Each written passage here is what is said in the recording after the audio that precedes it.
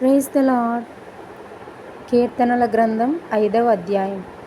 యెహోవా, నా మాటలు చెవినిబెట్టుము, నా ధ్యానము మీద లక్ష్యముంచుము. నా రాజా, నా దేవా, నా ఆర్తధ్వని ఆలకించుము. నిన్నే ప్రార్థించుచున్నాను. యెహోవా, ఉదయమున నా కంఠస్వరము నీకు వినబడును. ఉదయమున నా ప్రార్థన నీ సన్నిధిని సిద్ధము చేసి కాచియుందును.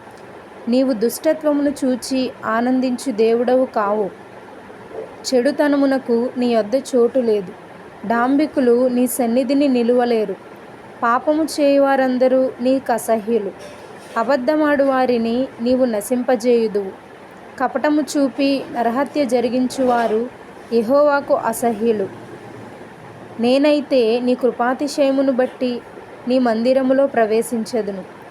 నీ ఎడల భయభక్తులు కలిగి నీ పరిశుద్ధాలయము దిక్కు చూచి నమస్కరించెదను.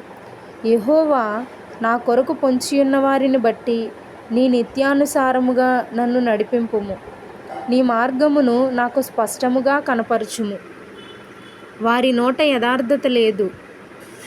వారి అంతరంగము నాశనకరమైన గుంట.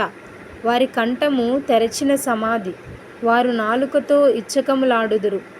దేవా, వారు నీ మీద తిరగబడి ఉన్నారు.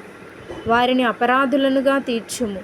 వారు తమ ఆలోచనలలో చిక్కుబడి కూలుదురుగాక. వారు చేసిన అనేక దోషములను బట్టి వారిని వెలివేయుము.